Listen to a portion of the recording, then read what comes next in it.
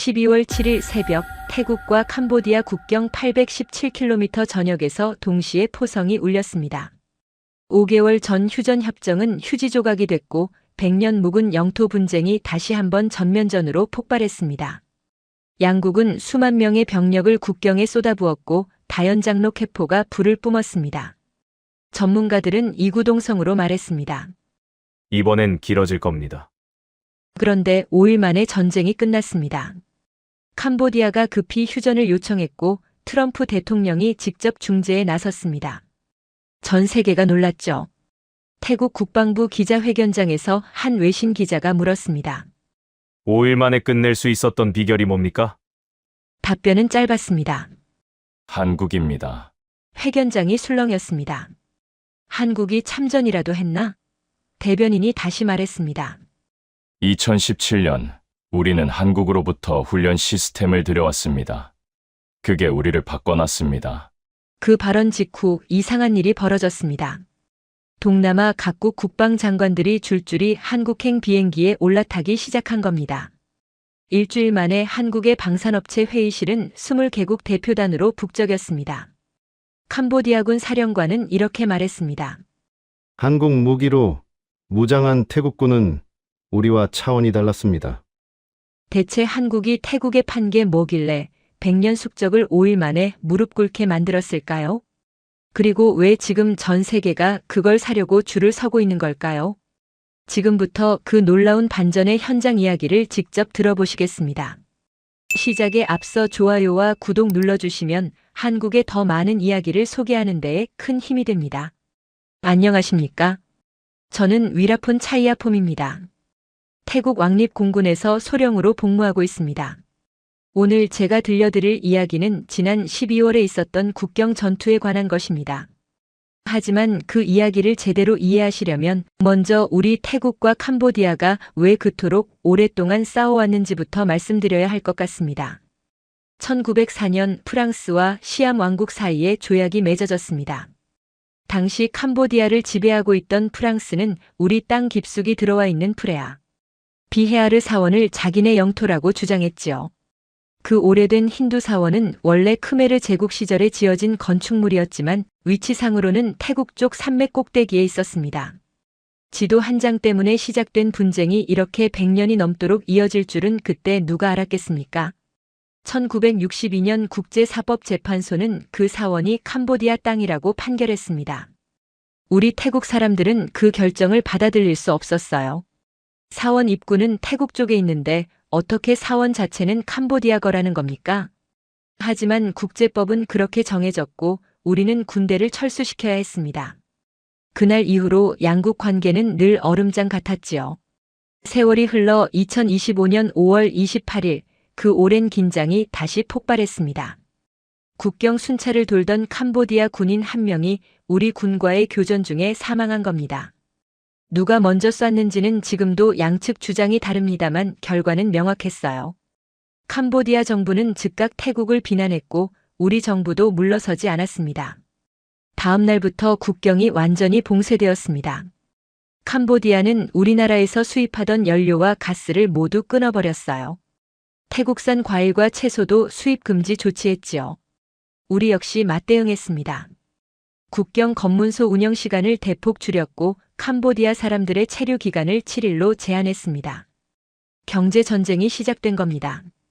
6월 들어서 긴장은 더욱 고조됐습니다.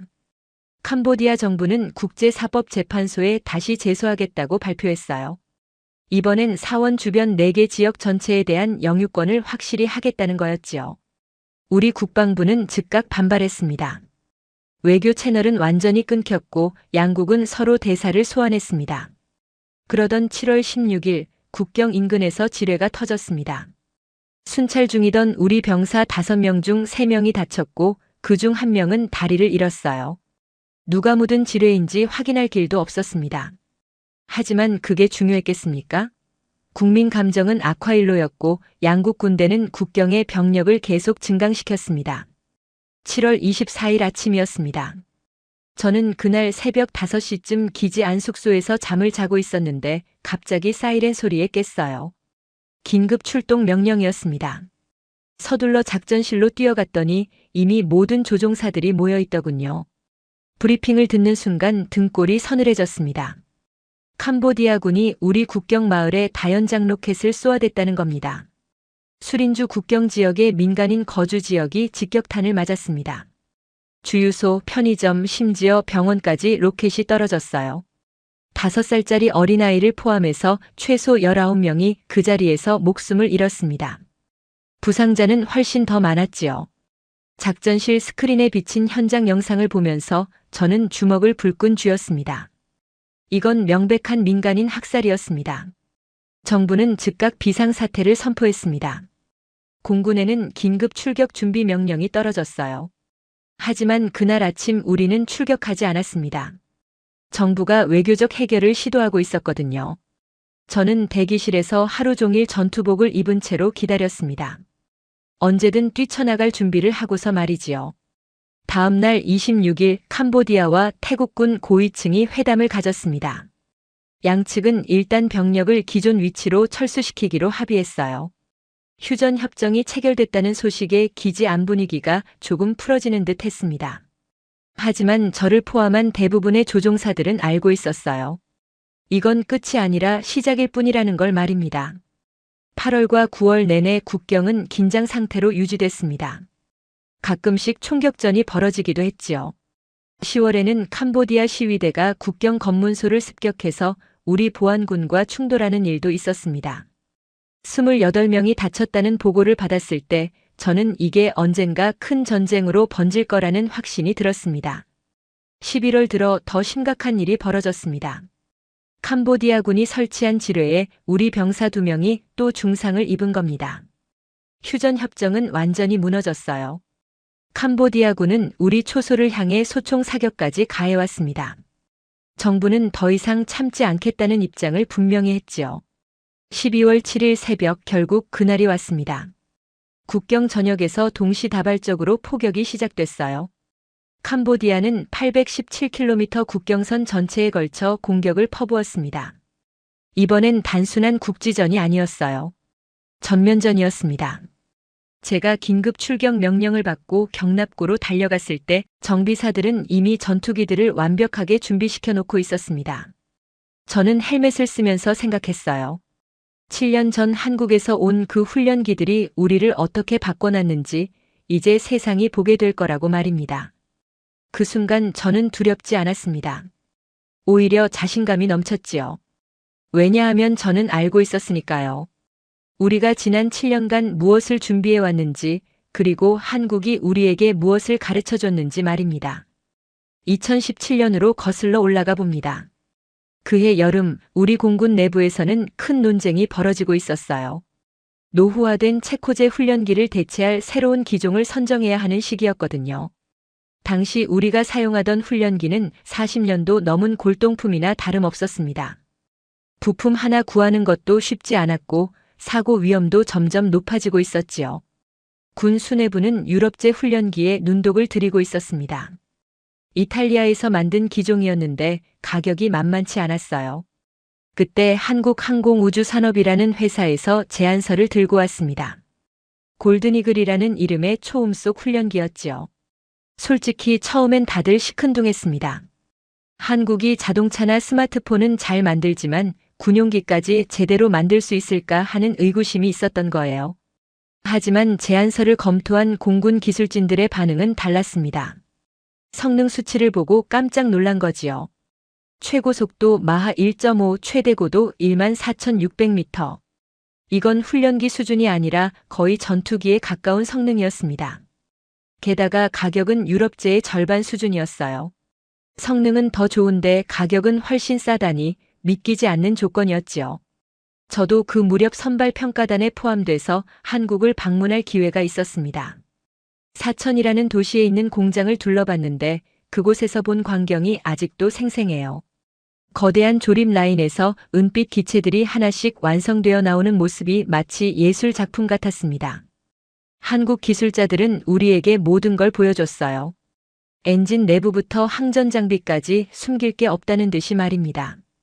시험 비행을 해본 우리 팀장이 착륙 후 첫 마디가 인상적이었습니다. 이거 팔 생각이 정말 있는 건가?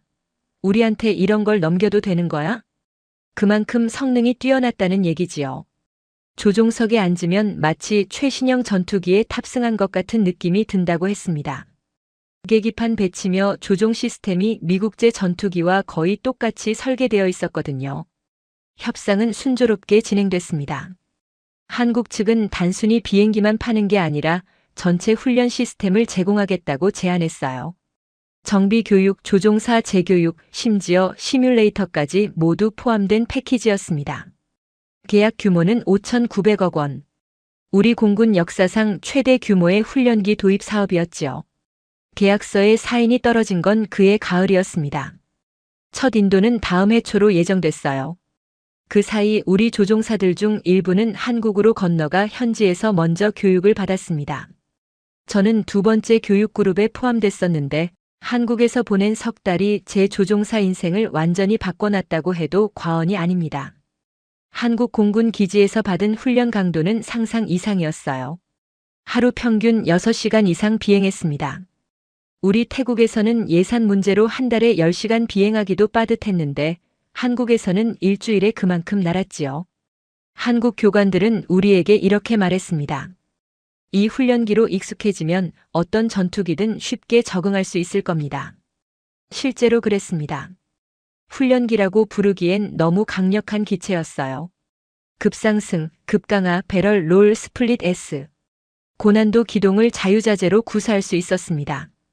엔진 출력도 어마어마해서 이륙 후 순식간에 초음속으로 가속되더군요. 처음 음속을 돌파했을 때의 그 짜릿함이란 말로 표현하기 어렵습니다. 가장 놀라운 건 항전 장비였습니다. 레이더 화면을 보면 100km 밖의 목표물까지 선명하게 포착되는 거예요. 훈련기 주제에 이 정도 탐지 능력을 갖췄다는 게 믿기지 않았습니다. 무장 시스템도 인상적이었어요. 폭탄과 미사일을 동시에 장착할 수 있었고 조준 정확도도 뛰어났지요. 한국에서 교육받으면서 느낀 또 하나는 이 사람들의 자부심이었습니다. 한국 기술자들은 자기들이 만든 비행기에 대해 엄청난 긍지를 갖고 있더군요. 사소한 질문 하나에도 열정적으로 설명해줬어요. 밤늦게까지 남아서 정비 방법을 가르쳐주기도 했습니다. 그들은 단순히 물건을 판 게 아니라 자기들의 기술과 노하우를 진심으로 전수하고 싶어 했던 거예요.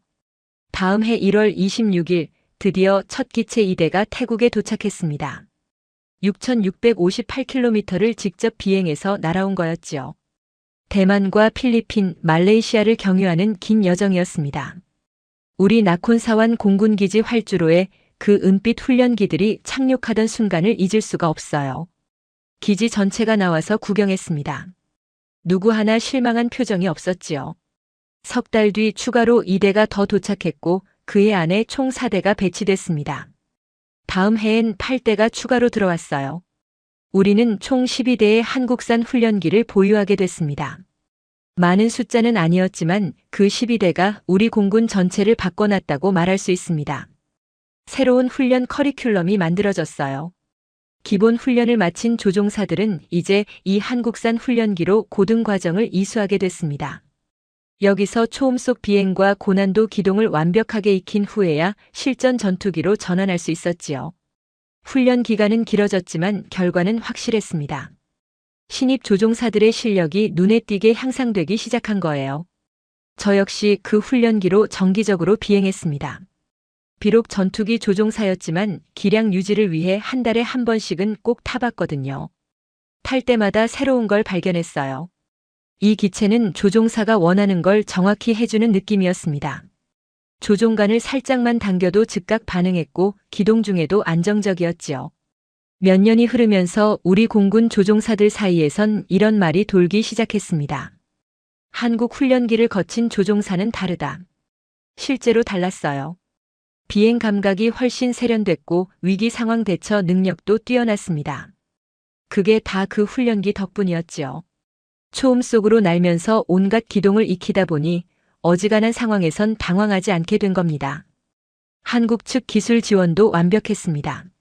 문제가 생기면 24시간 안에 답변이 왔어요.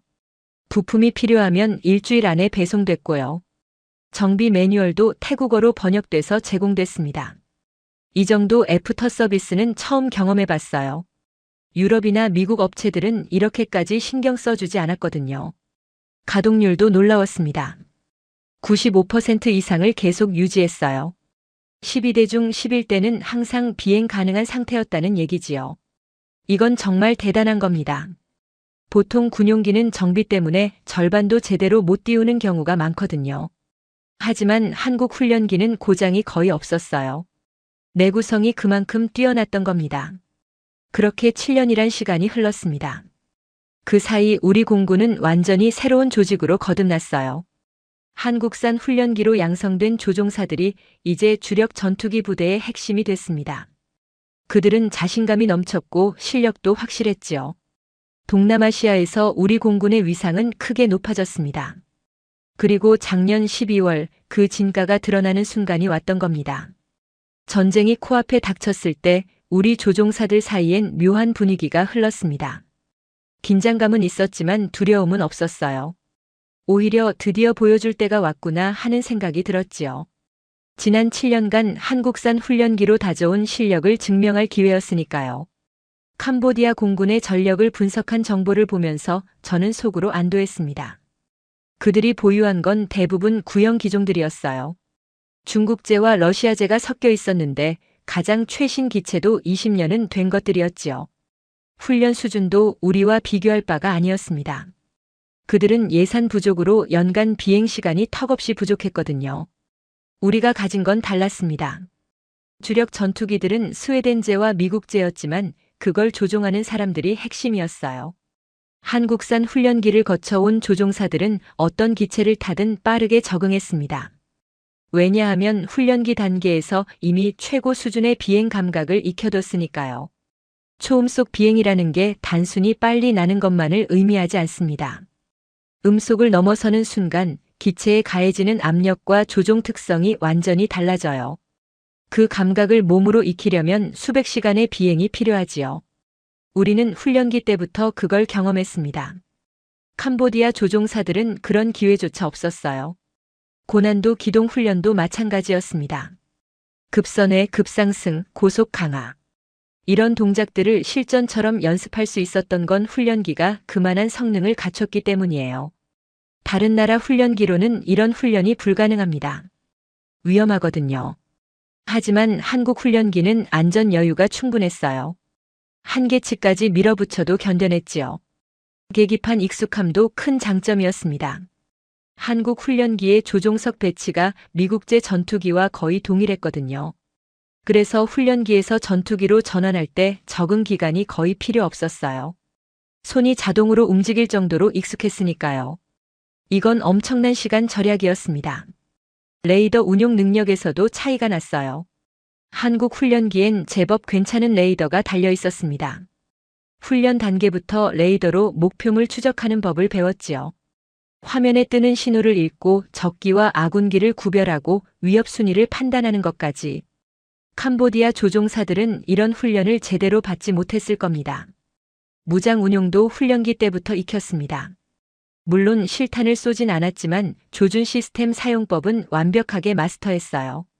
목표물에 레이저를 조사하고 유도 무기를 발사하는 절차를 수없이 반복했지요. 실전에서 당황하지 않을 자신이 있었습니다. 편대 비행 훈련의 질도 달랐어요. 한국 훈련기는 통신 장비가 우수해서 편대원들끼리 실시간으로 정보를 주고받을 수 있었습니다. 사대가 마치 한 몸처럼 움직이는 훈련을 했지요. 전투에서 편대 협동이 얼마나 중요한지는 설명할 필요도 없을 겁니다. 야간 비행 능력도 우리가 월등했어요. 한국 훈련기에 달린 야간 투시 장비 덕분에 어둠 속에서도 자신 있게 날 수 있었습니다. 캄보디아 공군은 야간 작전 능력이 거의 없다는 정보가 있었어요. 해가 지면 그들은 날 수 없지만 우리는 24시간 작전이 가능했지요. 정비 시스템의 차이도 컸습니다. 한국 측에서 우리 정비사들을 철저히 교육시켜줬거든요. 문제 진단부터 부품 교체까지 모든 절차를 체계적으로 배웠어요. 덕분에 우리는 전투기들을 항상 최상의 컨디션으로 유지할 수 있었습니다. 가동률 95%라는 숫자가 그냥 나온 게 아니에요. 시뮬레이터 훈련도 빼놓을 수 없습니다. 한국에서 들여온 시뮬레이터는 실제 비행과 거의 구별이 안 될 정도로 정교했어요. 날씨가 나쁘거나 예산이 부족할 때 우리는 시뮬레이터로 훈련했습니다. 실제 비행만큼 효과적이었지요. 다양한 전투 상황을 가상으로 경험하면서 대응 능력을 키울 수 있었어요. 젊은 조종사들의 성장 속도도 놀라웠습니다. 한국 훈련기를 거친 신입들은 불과 2년 만에 베테랑 수준의 실력을 보여줬어요. 예전 같으면 5년은 걸렸을 겁니다. 훈련 시스템이 그만큼 효율적이었다는 얘기지요. 짧은 시간에 더 많은 걸 배울 수 있었으니까요. 조종사들 사이의 자신감도 달라졌습니다. 우리는 동남아 최고다라는 자부심이 생겼어요. 근거 없는 자만이 아니었습니다. 실제로 합동훈련 때마다 다른 나라 공군을 압도했거든요. 모해 공중전에서 우리는 거의 지지 않았어요. 한국 훈련기로 다져진 기량이 그대로 드러났던 겁니다. 전술 이해도도 높아졌습니다. 한국 교관들이 현대 공중전의 전술을 상세히 가르쳐줬거든요. 적기 회피 기동, 미사일 회피 패턴, 최적의 공격 각도. 이론과 실습을 병행하면서 완벽하게 체득했지요. 캄보디아 조종사들은 이런 교육을 받을 기회가 없었을 겁니다. 체력 단련 프로그램도 한국 방식을 도입했어요. 고속 기동 중에 받는 중력 가속도를 견디려면 특별한 훈련이 필요하거든요. 한국 공군의 체력 단련법을 배워서 적용했습니다. 덕분에 우리 조종사들은 장시간 고강도 비행에도 끄떡없었어요. 멘탈 훈련도 받았습니다. 전투 스트레스 관리, 긴급 상황 판단력, 침착함 유지. 이런 것들이 실전에서 생사를 가른다는 걸 한국 교관들이 강조했어요. 모해 비행 중에 갑자기 엔진 고장 상황을 만들어서 우리의 대응을 시험하기도 했지요. 처음엔 당황했지만 반복하다 보니 어떤 상황에서도 냉정함을 잃지 않게 됐습니다. 정보 공유 시스템도 개선됐어요. 한국 측 조언대로 우리는 모든 비행 데이터를 기록하고 분석했습니다. 어떤 기동에서 실수가 많은지, 어떤 상황에서 판단이 흐려지는지 데이터로 확인하고 개선했지요. 과학적인 접근 방식이었어요. 그렇게 쌓인 7년의 노하우가 이번 전투에서 빛을 발할 차례였습니다. 캄보디아는 우리의 진짜 실력을 몰랐어요. 겉으로 보이는 전투기 숫자만 비교했을 뿐 조종사의 질적 차이는 계산하지 못했던 겁니다. 그게 그들의 첫 번째 실수였지요. 12월 7일 새벽 비상 출동 사이렌이 울렸을 때 저는 이미 잠옷을 벗고 있었습니다. 전날 밤부터 예감이 있었거든요. 국경 상황이 심상치 않다는 보고가 계속 들어왔었어요. 3분 만에 작전실로 달려갔더니 스크린에는 실시간 피해 상황이 업데이트되고 있었습니다. 캄보디아군이 817km 국경선 전역에 걸쳐 동시다발적으로 공격을 퍼부은 거였어요. 다연장 로켓포가 주요 무기였습니다. 민간인 거주 지역까지 무차별적으로 폭격당하고 있다는 보고에 작전실 안 공기가 싸늘하게 얼어붙었지요. 지휘관이 단호하게 말했습니다. 출격 준비하십시오. 경납고로 뛰어가는 동안 머릿속으론 이미 작전 계획이 짜여지고 있었어요. 캄보디아군 로켓포 진지 위치는 정찰로 파악돼 있었습니다. 국경에서 10km 안쪽에 집중 배치돼 있었지요. 우리의 목표는 명확했어요. 그 진지들을 무력화시키는 겁니다. 전투복을 입고 헬멧을 쓰는 동안 정비사들은 벌써 전투기에 무장을 장착하고 있었습니다. 유도폭탄과 로켓, 그리고 자체 방어용 미사일까지. 완벽한 조합이었어요. 제가 탑승한 건 스웨덴제 전투기였지만 조종석에 앉는 순간 한국 훈련기에서 보던 계기판 배치가 떠올랐습니다. 손이 자동으로 움직였어요. 엔진 시동을 걸었습니다. 낮게 울리는 터빈 소리가 가슴을 뛰게 만들었지요. 무전기에서 관제탑 목소리가 들렸어요. 이륙 허가. 신의 가호가 있기를. 스로틀을 밀어 올렸습니다. 기체가 활주로를 질주하기 시작했고 순식간에 하늘로 떠올랐어요. 편대는 4대로 구성됐습니다. 저를 포함해서 모두 10년 이상 경력의 베테랑들이었어요. 무전으론 최소한의 교신만 오갔습니다. 필요 없었거든요. 우리는 이미 수백 번도 더 함께 날아봤으니까요. 서로가 뭘 할지 눈만 봐도 아는 사이였지요. 고도 8,000m까지 상승했습니다. 국경이 눈앞에 보이기 시작했어요. 레이더 화면을 확인했지요. 적기는 없었습니다. 캄보디아 공군은 아직 출격하지 않은 거예요. 당연했습니다. 그들의 구형 전투기로는 우리를 상대할 수 없다는 걸 알았을 테니까요. 목표 지점 상공에 도달했습니다.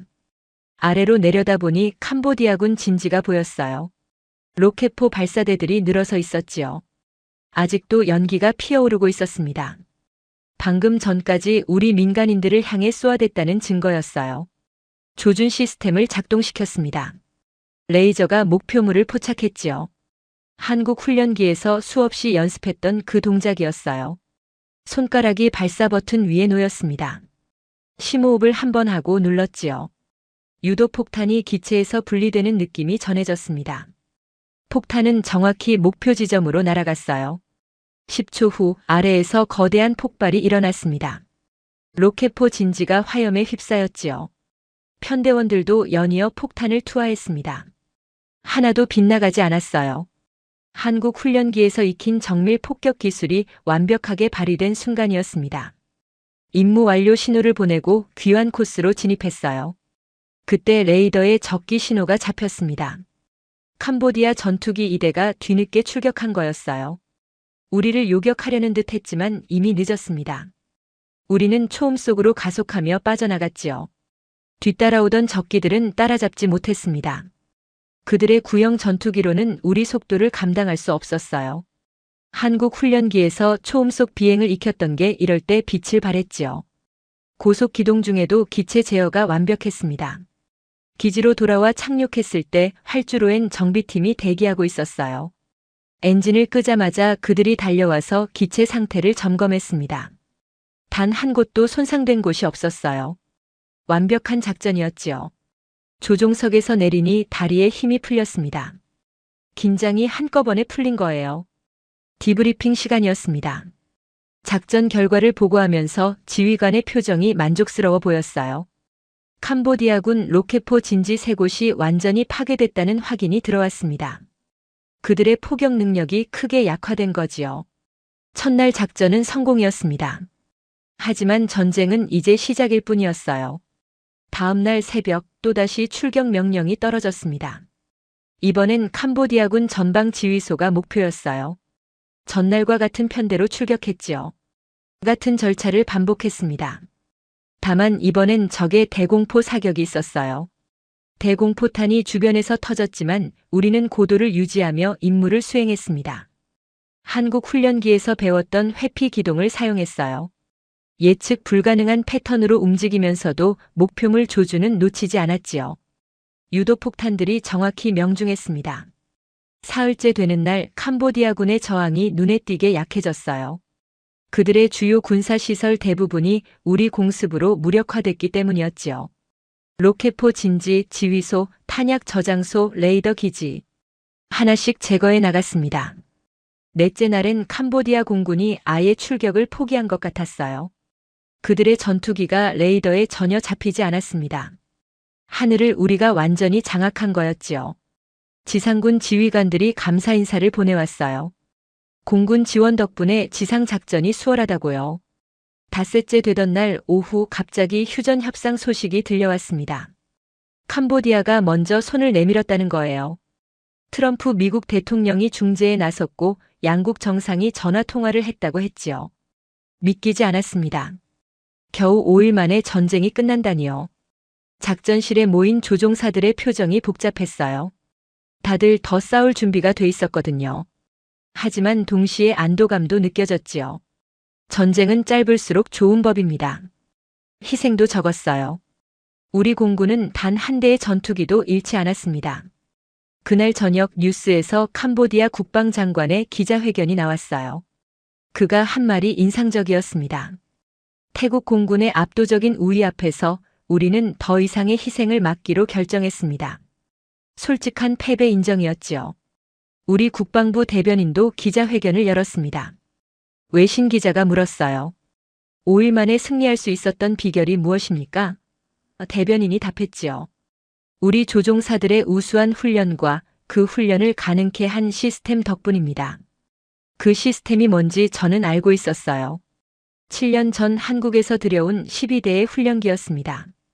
그 작은 투자가 전쟁의 승패를 가른 거였지요. 숫자로만 보면 보잘것없어 보일 수 있었어요. 하지만 그 12대가 우리 공군 전체를 업그레이드 시켰던 겁니다. 다음 주 국경 상황이 완전히 안정되었다는 보고가 들어왔습니다. 캄보디아군이 약속대로 철수했고 양국은 평화협정 논의를 시작했다고 했어요. 5일간의 짧은 전쟁은 그렇게 끝났습니다. 하지만 그 5일이 전 세계에 던진 파장은 막대했어요. 특히 한국 무기에 대한 관심이 폭발적으로 증가했지요.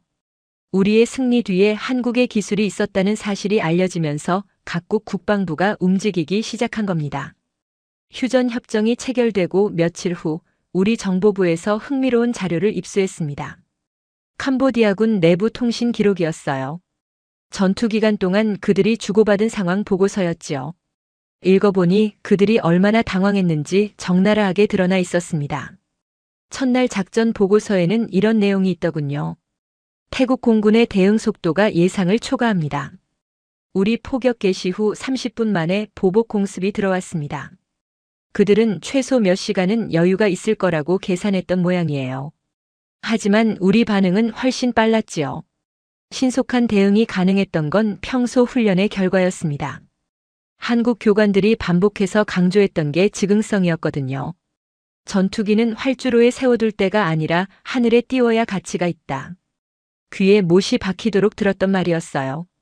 그래서 우리는 늘 긴급 출동 대기 상태를 유지했습니다. 정비 시스템을 한국식으로 바꿔놨던 것도 큰 도움이 됐어요. 임무를 마치고 귀환한 전투기를 2시간 안에 점검하고 재무장에서 다시 출격시킬 수 있었습니다. 캄보디아는 이런 빠른 회전율을 따라올 수 없었지요. 그들의 구식 정비 체계로는 한 번 날고 나면 하루는 쉬어야 했거든요. 다음 날 보고서엔 더욱 절박한 문구가 담겨 있었습니다. 적 전투기의 폭격 정확도가 이해할 수 없는 수준입니다. 모든 목표물이 정확히 명중당했습니다. 그들은 정보 유출을 의심했던 거예요. 하지만 실제로는 그게 아니었습니다. 우리의 정밀 타격 능력 자체가 뛰어났던 겁니다. 한국 훈련기에서 수없이 연습했던 정밀 폭격 기술이 실전에서 그대로 발휘됐어요. 목표물 좌표를 입력하고 레이저로 조사하면 유도폭탄이 알아서 날아가 명중했습니다. 오차 범위가 채 3m도 안 됐지요. 캄보디아군 입장에선 어디 숨어도 소용없는 상황이었던 겁니다. 셋째 날 보고서가 가장 인상적이었어요. 적기의 비행 패턴을 전혀 예측할 수 없습니다. 대공포 사격이 무용지물입니다. 우리가 사용한 건 한국 훈련기에서 몸에 익힌 불규칙 기동이었습니다. 정해진 패턴 없이 고도와 속도를 수시로 바꾸면서 목표에 접근했거든요. 그런 기동이 자연스럽게 나올 수 있었던 건 훈련 과정에서 철저히 반복했기 때문이에요.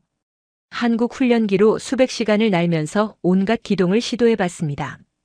급선회 중 갑작스런 급상승, 강화하다, 순간적으로 방향 전환. 몸이 기억하고 있었어요. 실전에서 생각할 필요도 없이 손발이 저절로 움직였지요. 캄보디아 조종사들은 그런 훈련을 받을 기회가 없었던 겁니다. 그들의 구형 훈련기로는 고난도 기동 자체가 위험했거든요. 기본적인 비행 패턴만 익힐 수밖에 없었어요. 실전에서 그 차이가 생사를 가르는 격차로 나타났습니다. 넷째 날 보고서엔 사실상 포기 분위기가 역력했습니다. 우리 전투기로는 적기를 따라잡는 게 불가능합니다. 속도 격차가 극복할 수 없는 수준입니다. 정확한 분석이었어요. 우리는 필요할 때마다 초음 속으로 가속했지만 그들의 구형 기체로는 감히 따라올 수 없었으니까요. 초음 속 비행 능력의 차이가 이토록 결정적일 줄은 전투 전엔 몰랐을 겁니다. 단순히 빠르다는 게 아니었어요. 전술적 주도권을 완전히 장악하는 거였습니다. 우리가 원하는 시간에 원하는 장소에 나타날 수 있었거든요. 적은 우리 움직임을 예측조차 못했습니다. 한국 훈련기에서 처음 음속을 돌파했을 때가 떠올랐어요. 기체가 마치 다른 차원으로 넘어가는 것 같은 그 느낌. 수백 번 반복해서 익혔기 때문에 실전에서도 자연스럽게 사용할 수 있었던 겁니다. 몸에 완전히 체화된 기술이었지요. 전투가 끝난 직후 캄보디아 조종사 한 명이 우리 측에 투항했습니다. 신문 과정에서 그가 한 말이 인상적이었어요. 태국 조종사들은 마치 프로그램된 기계처럼 정확했습니다. 단 한 번의 실수도 보지 못했어요. 기계가 아니라 훈련의 산물이었지만 그들 눈엔 그렇게 보였나 봅니다. 실수가 적었던 건 반복 훈련 덕분이었어요. 한국식 교육 시스템은 같은 동작을 수십 번씩 연습시켰습니다. 지겨울 정도로 반복했지요. 덕분에 실전에서 몸이 자동으로 반응했어요. 의식적으로 생각하지 않아도 손과 발이 정확히 움직였습니다. 투항한 조종사는 또 이렇게 말했대요. 출격할 때마다 돌아오지 못할 거란 생각이 들었습니다. 동료들도 마찬가지였어요. 전투 기간 내내 캄보디아 조종사들은 극심한 공포에 시달렸던 겁니다. 반면 우리 조종사들은 비교적 침착했어요. 훈련으로 단련된 멘탈이 실전에서 빛을 발한 거지요. 한국 교관들이 유난히 강조했던 게 스트레스 관리였습니다. 전투 중에도 냉정함을 유지하는 법을 철저히 배웠어요. 호흡 조절, 집중력 유지, 긍정적 마인드. 이런 정신 훈련이 생존율을 높인다고 했지요. 실제로 그랬습니다. 정보 분석팀이 입수한 캄보디아군 고위 장교의 통화 내용도 있었습니다. 태국 공군이 언제 이렇게 강해졌습니까? 불과 몇 년 전만 해도 우리와 비슷한 수준이었는데 정확히 7년 전 한국 훈련기가 도입된 시점부터였지요. 캄보디아 정보부는 우리가 한국으로부터 새로운 훈련 시스템을 들여왔다는 사실을 알고 있었대요. 하지만 그게 이 정도로 큰 차이를 만들 줄은 전혀 예상 못했다는 겁니다. 단순히 비행기 몇 대 구매하는 거로만 생각했던 거예요. 실제론 공군 전체를 재편하는 프로젝트였는데 말입니다. 며칠 전 캄보디아 국방부가 긴급히 공군 개혁안을 마련 중이라는 소식도 들렸어요. 새로운 훈련기 도입을 검토한다는데 재미있게도 후보 목록에 한국산이 포함돼 있다더군요. 우리한테 진 주제에 우리가 쓴 걸 사겠다니 아이러니했습니다. 하지만 이해는 갔어요. 효과를 직접 목격했으니까요. 한국 훈련기의 성능과 그걸로 양성된 조종사들의 실력을, 패배를 인정하고 배우려는 자세는 나쁘지 않았습니다. 다만 우리 입장에선 달갑지 않은 소식이었지만요. 동남아 주변국들의 반응은 더욱 빨랐습니다. 베트남, 인도네시아, 말레이시아 모두 이번 전투 결과를 면밀히 분석하고 있었어요. 그들도 각자 공군력 강화를 고민 중이었거든요. 태국의 사례가 살아있는 교과서가 된 겁니다. 특히 말레이시아는 즉각 움직였어요. 휴전 협정 체결되고 며칠도 안 돼서 한국과 접촉했다는 정보가 들어왔습니다. 우리가 사용하는 것과 같은 훈련기를 도입하고 싶다는 거였어요. 18대 계약 소식이 뉴스에 나왔을 때 고개가 절로 끄덕여졌습니다. 한국 무기의 실전 성능이 이렇게 극적으로 증명된 적이 있었나 싶었어요. 어떤 광고로도 만들 수 없는 홍보 효과였지요. 우리의 승리가 곧 한국의 성공 사례가 된 겁니다. 앞으로 한국 방산업체들의 영업이 훨씬 수월해졌을 거예요. 전투 직후 국제 군사 전문가들의 분석 기사도 쏟아졌습니다. 대부분 비슷한 결론이었어요. 훈련의 질이 전쟁 결과를 좌우했다. 그리고 그 훈련을 가능케 한 건 한국의 시스템이었다. 정확한 분석이었습니다. 한 미국 군사 전문가는 이렇게 평가했대요. 태국은 비교적 적은 투자로 공군력을 획기적으로 향상시켰다. 이는 중소국들에게 중요한 시사점을 준다. 맞는 말이었어요. 천문학적인 예산 없이도 효과적인 공군을 만들 수 있다는 걸 우리가 보여줬으니까요. 유럽의 한방산 전문지는 더 직설적이었습니다. 한국은 이제 세계 방산 시장의 게임 체인저다. 특히 가성비를 중시하는 시장에서 한국의 입지는 더욱 공고해질 것이다. 우리 전투가 그런 평가를 이끌어낸 겁니다. 개인적으로 뿌듯했어요. 우리가 한국 무기의 가치를 세계에 증명해준 셈이었으니까요. 7년 전 한국이 우리를 도와줬고 이제 우리가 한국 방산의 성공에 기여한 거지요. 서로에게 좋은 일이었습니다. 챕터 6-5일 만에 휴전. 전투 닷새째 되던 날 오후 갑작스러운 소집 명령이 떨어졌습니다. 작전실로 뛰어갔더니 모든 조종사가 모여 있었어요. 무슨 중대 발표가 있을 것 같은 분위기였지요. 사령관이 들어왔고 우리는 일제히 격례했습니다. 그가 간단히 말했어요. 휴전입니다. 잠시 정적이 흘렀습니다. 휴전? 벌써? 믿기지 않았어요. 사령관이 설명을 이어갔습니다. 미국 트럼프 대통령이 직접 양국 정상과 통화해서 중재했다고요. 캄보디아가 먼저 휴전을 요청했고 우리 정부도 수용했다는 거였습니다. 여러분의 완벽한 임무 수행 덕분에 최소한의 희생으로 전쟁을 끝낼 수 있었습니다. 사령관의 말에 박수가 터져 나왔어요. 하지만 저는 묘한 기분이었습니다. 기쁘면서도 허전했달까요? 아직 더 싸울 준비가 돼 있었는데 말입니다. 해산 후 동료들과 경납고로 걸어가며 이야기를 나눴어요. 5일 만에 끝날 줄 알았어? 한 선배가 물었습니다. 저는 고개를 저었지요. 전혀요. 최소 한 달은 각오했었는데. 다들 비슷한 반응이었어요. 예상보다 훨씬 빨리 끝난 겁니다. 캄보디아가 버틸 수 없었던 거야. 다른 동료가 말했습니다. 하늘을 완전히 빼앗겼으니까. 맞는 말이었어요. 제공권을 장악당한 군대는 싸울 수가 없거든요. 지상에서 아무리 버텨도 머리 위에서 폭탄이 떨어지면 소용없지요. 그날 저녁 뉴스에서 트럼프 대통령의 소셜미디어 게시물이 보도됐습니다. 태국과 캄보디아 양국 정상과 통화했다. 모든 적대 행위를 즉시 중단하고 평화협정으로 돌아가기로 합의했다. 미국 대통령의 중재가 공식적인 명분이었지만 실질적으론 캄보디아가 더 이상 버틸 수 없었던 거였어요. 캄보디아 훈 마네 총리의 기자회견도 나왔습니다. 추가적인 인명 피해를 막기 위해 평화적 해결을 선택했습니다. 점잖은 표현이었지만 속뜻은 분명했지요. 이기기 힘들다는 판단이 섰다는 겁니다. 특히 공군력 격차를 극복할 방법이 없다고 본 거예요.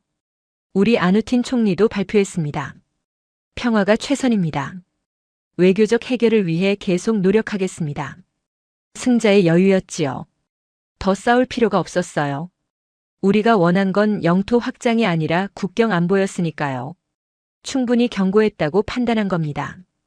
이틀 후 휴전 협정 세부 내용이 발표됐어요. 양측 모두 국경에서 5km씩 후퇴해서 완충지대를 만든다는 내용이었습니다. 국제감시단이 그 지역을 관리하기로 했고요. 현실적인 타협안이었습니다. 협정에는 또 하나 흥미로운 조항이 있었어요. 양국이 군사력 증강 현황을 정기적으로 통보하기로 한 겁니다. 투명성을 높여 오해를 줄이자는 취지였지요. 하지만 속내는 달랐을 거예요. 캄보디아로선 우리가 얼마나 더 강해지는지 감시하고 싶었을 테니까요. 흥미로운 후문이 들려왔습니다. 협상 과정에서 캄보디아 측이 우리 공군 훈련 시스템에 대해 집요하게 물어봤다는 거예요. 어떤 교육 프로그램을 쓰는지, 조종사 양성에 얼마나 걸리는지. 노골적인 관심이었지요. 패배를 인정하고 배우려는 자세였습니다. 우리 협상단은 공개 가능한 정보만 제공했다고 해요. 한국제 훈련기를 사용한다는 것, 한국식 프로그램을 도입했다는 것. 구체적인 내용은 군사 기밀이라며 거절했지요. 캄보디아 측이 아쉬워했다는 후문이었습니다. 휴전 사흘째 되던 날 국방부 장관이 기지를 방문했습니다. 조종사들을 격려하러 온 거였어요. 악수를 나누며 그가 말했습니다. 여러분이 나라를 지켜냈습니다. 가슴이 뭉클했어요. 우리는 그저 임무를 수행했을 뿐인데 말입니다. 장관이 특별히 강조한 말이 있었어요. 7년 전 한국 훈련기 도입 결정이 옳았음을 이번에 증명했습니다. 그는 당시 그 결정을 강력히 지지했던 사람 중 하나였대요. 반대 여론도 많았지만 밀어붙였다고 합니다. 이번 전투가 그의 선택이 옳았음을 입증한 셈이었지요. 추가 도입을 검토 중입니다. 장관이 덧붙였어요. 한국제 경전투기까지요. 그 말에 조종사들 사이에서 웅성거림이 일었습니다. 훈련기뿐 아니라 실전 전투기까지 한국산으로 바꾼다는 얘기였거든요. 중대한 결정이었어요. 나중에 안 사실인데 정부는 한국산 경전투기 도입을 진지하게 검토하고 있었대요. 우리가 쓰는 훈련기의 전투기 버전이었습니다. 성능 대비 가격이 뛰어나다는 평가였어요. 게다가 훈련기와 시스템이 비슷해서 조종사 전환 교육이 쉽다는 장점도 있었고요. 주변국들도 움직이기 시작했습니다. 필리핀은 이미 한국 전투기를 운용 중이었는데 추가 도입을 결정했다는 보도가 나왔어요. 말레이시아도 며칠 전 계약을 체결했고요. 인도네시아도 관심을 보인다더군요. 한국 방산업체 주가가 급등했다는 뉴스도 봤습니다. 이번 전투가 살아있는 광고판이 된 거지요. 돈 들여 홍보하는 것보다 훨씬 효과적이었을 겁니다. 실전 검증만큼 확실한 마케팅은 없으니까요. 기지 내부 분위기도 달라졌어요. 한국 훈련기에 대한 신뢰가 더욱 높아졌습니다. 예전엔 일부 고참들이 미국제나 유럽제가 더 낫지 않나 하는 편견을 갖고 있었거든요. 이제 그런 소리는 쏙 들어갔지요. 젊은 조종사들 사이에선 한국 유학 얘기가 나오기 시작했어요. 한국 공군 기지에서 직접 교육받고 싶다는 겁니다. 실제로 정부 간 협의를 통해 교환 훈련 프로그램이 확대된다고 들었습니다. 매년 우리 조종사 몇 명을 한국에 보내기로 했대요. 개인적으로 저도 다시 한국에 가보고 싶었습니다. 7년 전 훈련받았던 그곳 말이에요. 한국 교관들은 지금쯤 이 소식을 들었을까요? 자기들이 가르친 학생들이 실전에서 성과를 냈다는 걸 알면 뿌듯해할 거예요. 며칠 후 국경이 완전히 안정됐습니다. 양측 군대가 약속대로 철수했고 국제감시단이 배치됐어요. 포성은 완전히 멈췄지요. 5일간의 짧은 전쟁은 그렇게 역사가 됐습니다. 하지만 그 5일이 남긴 영향은 컸어요. 태국과 캄보디아 관계는 물론이고 동남아 전체의 군사 균형에도 변화를 가져왔습니다. 무엇보다 한국 방산의 위상을 확실히 높였지요. 작은 나라의 무기가 이렇게 큰 파장을 일으킬 줄 누가 알았겠습니까? 휴전 나흘째 되던 날 기지에 첫 외국 방문단이 도착했습니다. 말레이시아 공군 대표단이었어요. 한국 훈련기를 직접 확인하고 싶다며 경납고 투어를 요청했지요. 당연히 허가가 났습니다. 비밀스러운 장비도 아니었고 오히려 자랑스럽게 보여주고 싶었거든요. 말레이시아 장교들이 훈련기 앞에 서서 한참을 살펴보는 모습이 인상적이었습니다. 기체 외관부터 엔진, 무장 장착 부위까지 세세히 관찰하더군요. 조종석도 직접 보여줬어요. 한 명씩 앉혀보니 계기판 배치를 보고 모두들 놀라는 표정이었습니다. 훈련기 치고는 지나치게 정교한 시스템을 갖추고 있었거든요. 정비 구역도 안내했습니다. 한국에서 제공한 정비 매뉴얼과 각종 장비들이 체계적으로 정리돼 있었어요. 말레이시아 정비사들이 특히 관심을 보인 건 예방 정비 시스템이었습니다. 고장 나기 전에 미리 점검하고 교체하는 방식이었는데 이게 높은 가동률의 비결이라고 설명해줬지요. 부품 재고 관리 체계도 보여줬습니다. 한국 측에서 제공한 소프트웨어로 모든 부품의 위치와 수량, 교체 시기를 실시간으로 파악할 수 있었어요. 덕분에 필요한 부품을 즉시 찾아서 교체할 수 있었지요. 말레이시아 팀이 이 시스템을 사진으로 촬영하며 열심히 기록했습니다. 다음 날엔 인도네시아 대표단이 왔어요. 이미 한국 훈련기 16대를 보유한 나라였지만 추가 도입을 검토 중이라며 우리 운용 경험을 듣고 싶어 했습니다. 저는 전투 상황부터 일상 운용까지 상세히 설명해줬어요. 특히 초음속 훈련의 중요성을 강조했지요. 훈련기 단계부터 음속 돌파를 경험한 조종사들은 실전 전투기로 전환할 때 적응 기간이 거의 필요 없었습니다. 고속 비행 중 받는 신체적 부담, 급격한 기동 시 느껴지는 중력 가속도, 초음 속에서 달라지는 조종 특성. 이 모든 걸 훈련기에서 미리 경험했기 때문에 실전 기체를 타도 당황하지 않았던 겁니다. 인도네시아 대표단은 정비 인력 교육에도 관심이 많았습니다. 우리 정비팀장이 직접 나서서 한국 측 교육 프로그램을 소개했어요. 초기 6개월간 한국 기술자들이 상주하며 우리 정비사들을 집중 교육시켰다는 내용이었지요. 이후에도 정기적으로 한국에서 재교육 과정을 제공받았습니다. 그 다음 주엔 필리핀 대표단이 방문했습니다. 이미 한국제 경전투기를 운용 중인 나라였기에 관심사가 조금 달랐어요. 그들은 실전 전술 운용에 집중했지요. 저는 편대 구성부터 목표물 선정, 공격 경로 설정, 폭격 후 이탈 기동까지 단계별로 설명했습니다. 특히 편대 협동 전술이 효과적이었다고 강조했어요. 한국 훈련기로 편대 비행을 수없이 연습했기 때문에 실전에서 사대가 마치 한 몸처럼 움직일 수 있었습니다. 선두기가 목표물을 레이저로 조사하면 후속기들이 순차적으로 유도폭탄을 투하하는 방식이었지요. 이렇게 하면 명중률이 극대화됐습니다. 필리핀 측은 남부 반군 소탕 작전에 이런 전술을 적용하고 싶다며 세부 내용을 질문했습니다. 저는 기밀이 아닌 범위 내에서 최대한 상세히 알려줬어요. 같은 한국 무기를 쓰는 동맹국끼리 노하우를 공유하는 건 당연한 일이었으니까요. 며칠 후엔 중동에서도 방문단이 왔습니다. 이집트였어요. 그들의 최대 관심사는 사막 환경 적응 여부였습니다. 저는 한국 측에서 제공한 기술 문서를 보여줬지요. 엔진 흡입구에 설치된 다단계 필터 시스템이 미세한 모래 먼지까지 걸러낸다는 내용이었습니다. 작동 온도 범위도 인상적이었어요. 영하 40도에서 영상 50도까지 정상 작동이 보장됐습니다. 열대 지방인 우리 태국에서도 한겨울, 추위가 매서운 폴란드에서도 자결하는 중동 사막에서도 문제없이 쓸 수 있다는 얘기였지요. 이집트 대표단이 이 부분을 여러 차례 확인하며 만족스러워했습니다. 유럽에서도 방문단이 왔습니다. 폴란드 공군 대표단이었어요. 이미 한국제 전투기 48대를 대규모로 주문한 상태였지요. 그들은 동남아 환경과 유럽 환경의 차이에도 불구하고 운용 원칙은 동일하다는 점을 확인하고 싶어 했습니다. 체계적인 정비, 철저한 조종사 훈련, 한국 제조사와의 긴밀한 협력. 이 세 가지 원칙만 지키면 어떤 환경에서든 높은 가동률을 유지할 수 있다고 설명했어요. 폴란드 측은 한국식 훈련 커리큘럼을 그대로 도입할 계획이라며 우리 훈련 교범을 요청했습니다. 방문단들과 여러 날에 걸쳐 이야기를 나누며 한 가지 공통점을 발견했습니다. 모두들 한국 무기의 가성비를 높이 평가했다는 점이에요. 미국이나 유럽 무기는 성능은 뛰어나지만 가격이 천문학적이었습니다. 중소국 입장에선 예산 부담이 너무 컸지요. 반면 한국 무기는 성능도 우수하면서 가격은 합리적이었습니다. 같은 예산으로 2배 많은 기체를 확보할 수 있었어요. 숫자가 많다는 건 그 자체로 전략적 이점이었지요.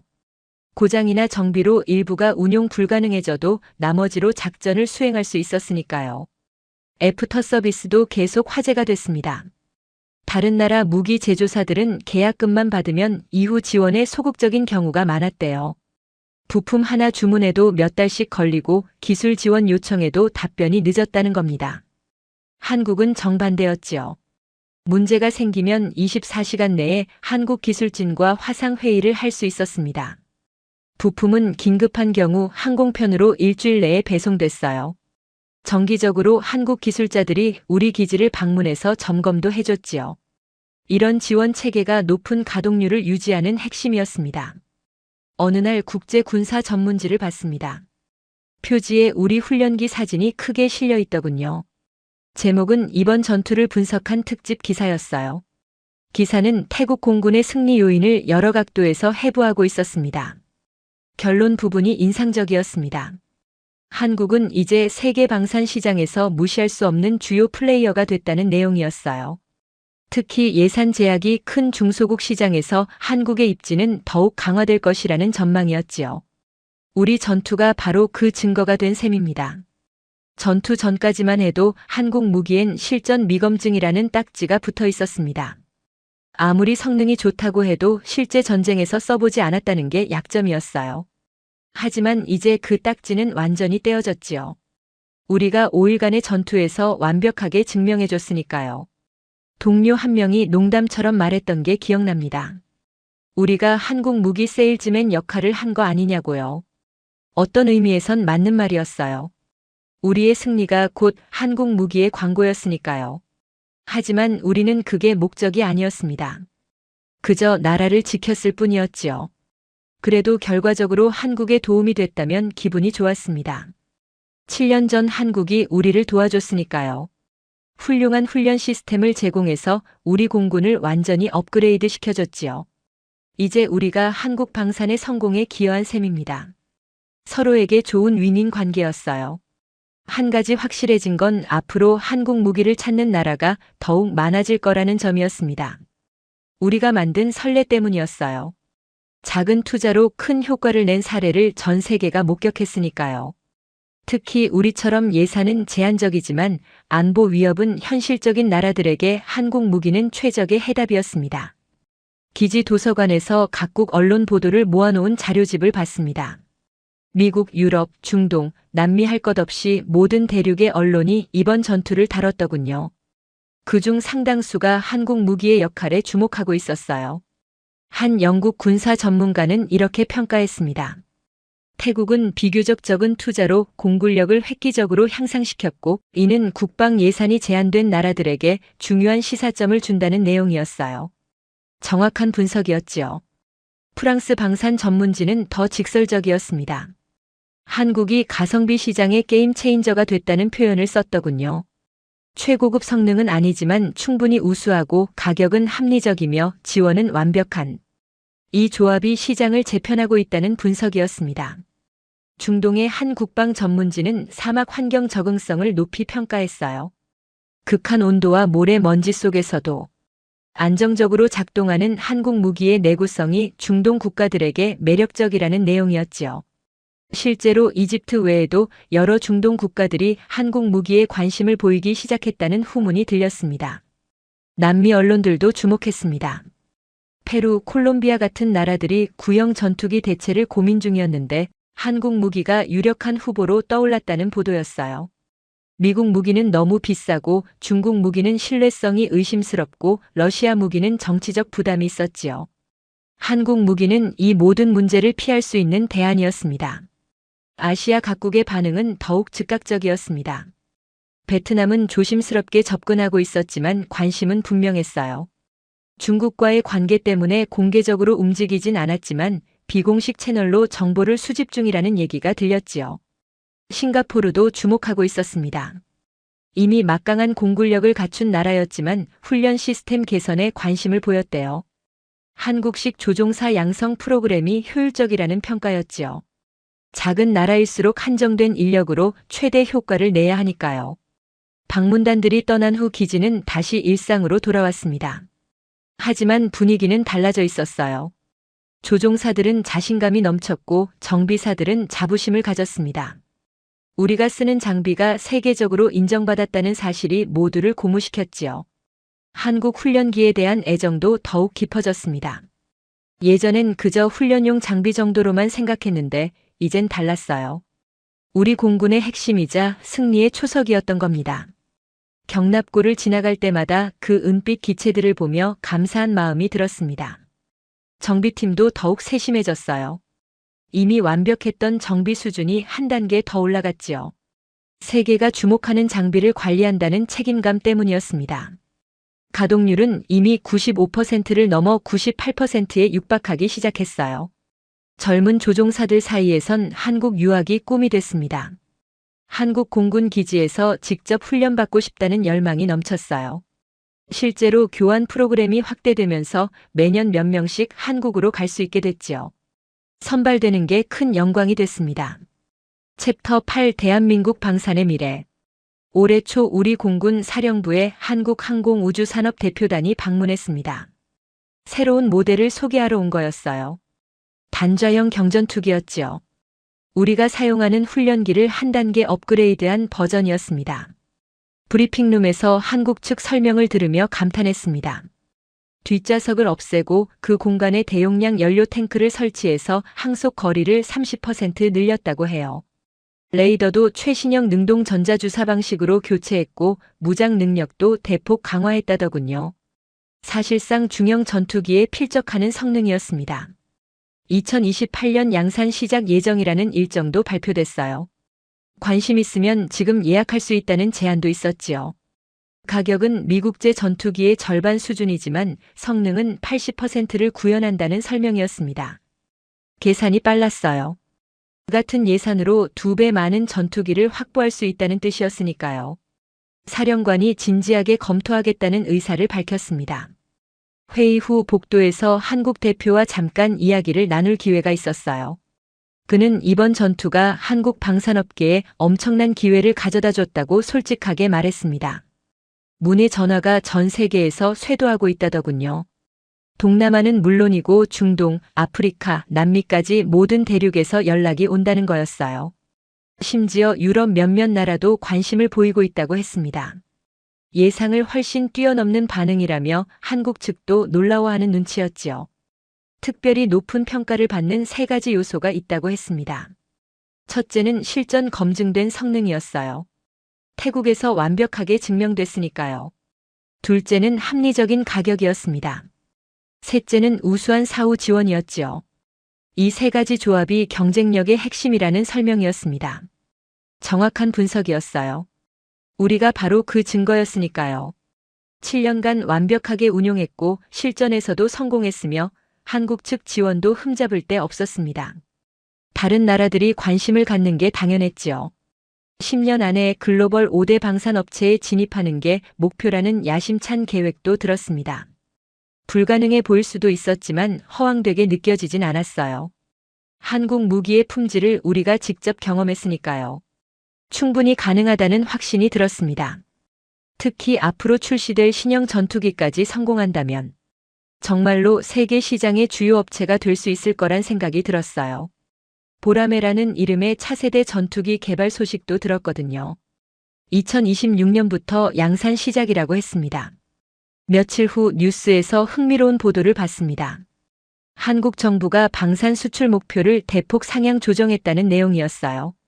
향후 10년간 수출액을 현재의 3배로 늘린다는 계획이었지요.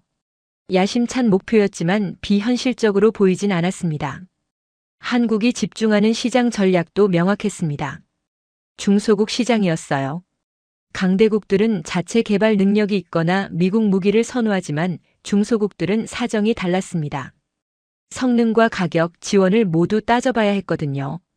한국 무기가 정확히 그 틈새를 파고든 겁니다. 최고급은 아니지만 충분히 훌륭하고 가격은 합리적이며 지원은 확실한. 중소국 입장에선 이보다 나은 선택이 없었지요.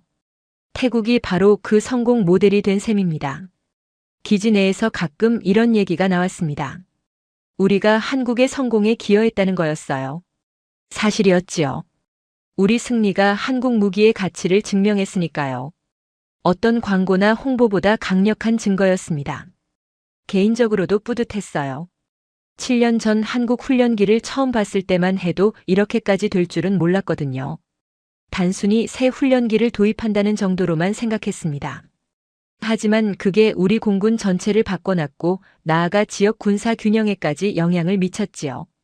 한국 입장에서도 마찬가지였을 겁니다. 7년 전 태국에 훈련기를 수출할 때 이게 이런 대박 사례가 될 줄 알았을까요? 기대는 했겠지만 실제 결과는 기대를 훨씬 뛰어넘었을 거예요. 앞으로가 더 기대됩니다. 한국이 개발 중인 차세대 무기들 소식을 들을 때마다 흥미로웠어요. 보람의 전투기는 스텔스 기능까지 갖췄다고 하더군요. 만약 그게 성공한다면 한국은 정말로 세계 방산 강국 반열에 오를 겁니다. 훈련기부터 최신의 전투기까지 모두 자체 개발하는 나라가 몇이나 되겠어요. 게다가 그걸 실전에서 검증까지 한다면 경쟁력은 더욱 높아질 거예요. 우리 태국이 계속 그 검증 파트너 역할을 할 수 있다면 영광일 겁니다. 우리 정부도 한국과의 협력을 더욱 강화할 계획입니다. 이미 좋은 관계를 맺었으니까요. 서로 신뢰하고 서로에게 이익이 되는 관계였어요. 앞으로도 계속될 겁니다. 어쩌면 차세대 전투기도 한국에서 도입하게 될지 모르지요. 한 가지 확실한 건 한국 무기가 이제 세계 시장에서 무시할 수 없는 존재가 됐다는 점입니다. 우리가 바로 그 증인이에요. 5일간의 짧은 전투가 그걸 명확히 증명했지요. 가끔 이런 생각을 합니다. 만약 우리가 한국 훈련기를 도입하지 않았다면 어땠을까? 아마 전쟁 결과가 달랐을 거예요. 훨씬 오래 걸렸을 테고 희생도 컸을 겁니다. 어쩌면 지는 쪽이 우리였을지도 모르지요.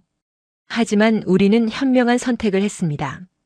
7년 전 그 결정이 오늘의 승리를 만들었어요. 그리고 그 승리가 한국의 성공으로 이어졌지요. 서로에게 좋은 결과였습니다. 앞으로 한국 방산이 어디까지 성장할지 지켜보고 싶습니다. 그리고 우리 태국도 계속 발전하고 싶어요. 한국과 함께 말입니다. 좋은 파트너를 만난 건 정말 큰 행운이었습니다. 무기가 전쟁을 이기는 게 아닙니다. 사람이 이기는 거지요. 하지만 좋은 무기는 좋은 사람을 더욱 강하게 만들어줍니다. 한국 훈련기가 바로 그랬어요. 우리 조종사들에게 날개를 달아줬습니다. 자신감을 줬고 실력을 키워줬어요.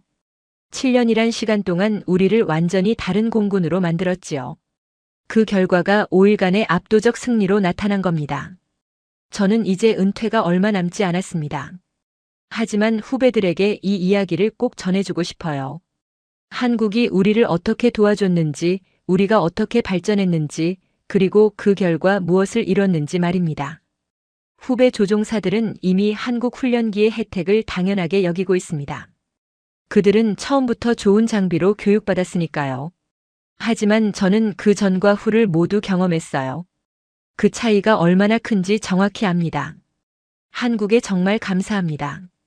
단순히 비행기를 판 게 아니었어요. 우리 공군의 미래를 함께 만들어줬습니다. 기술만 판 게 아니라 철학을 나눠줬지요. 그리고 끝까지 책임지고 지원해줬습니다. 이 이야기를 듣는 분들께 전하고 싶습니다. 한국 무기는 이제 세계 최고 수준입니다. 실전에서 완벽하게 검증됐어요. 우리 태국이 그 증거입니다. 만약 여러분 나라도 국방력 강화를 고민 중이라면 한국을 주목하십시오. 성능도 우수하고 가격도 합리적이며 지원도 완벽합니다. 무엇보다 믿을 수 있어요. 7년간 우리와 함께한 한국은 단 한 번도 약속을 어기지 않았습니다. 그게 가장 중요한 겁니다. 전쟁은 끝났지만 평화는 계속 지켜나가야 합니다. 그러려면 강한 군대가 필요해요. 한국이 바로 그 강함을 만들어주는 파트너가 될 수 있습니다. 우리가 그랬듯이 말입니다. 대한민국 방산의 미래는 밝습니다. 세계가 인정했고 실전이 증명했으니까요. 앞으로 10년 후엔 한국이 정말로 세계 5대 방산 강국이 돼 있을 겁니다. 저는 그걸 확신합니다. 그리고 그때도 우리 태국은 한국과 함께 할 겁니다. 좋은 파트너는 평생 가는 법이니까요. 7년 전 시작된 인연이 앞으로도 수십 년 이어지길 바랍니다. 하늘을 나는 건 여전히 제 인생 최고의 순간입니다. 그 하늘을 지킬 수 있게 해준 한국에 다시 한번 감사드립니다. 한국 훈련기와 함께한 7년이 제 조종사 인생 최고의 시간이었습니다. 이제 마지막으로 한 가지만 더 말씀드리겠습니다. 무기는 도구일 뿐입니다. 중요한 건 그걸 쓰는 사람의 의지와 훈련이에요. 하지만 훌륭한 도구는 그 의지를 현실로 만들어줍니다. 한국 무기가 바로 그런 도구입니다. 전 세계 공군들이 이 교훈을 배웠으면 좋겠습니다. 비싼 무기가 능사가 아니에요. 제대로 된 무기를 선택하고 체계적으로 훈련하며 끝까지 지원받는 것. 그게 진짜 강한 공군을 만드는 길입니다. 한국은 그 모든 걸 제공합니다. 우리가 살아있는 증거예요. 5일 만에 전쟁을 끝낸 비결은 거기에 있었습니다. 앞으로도 많은 나라들이 한국과 함께하길 바랍니다. 감사합니다.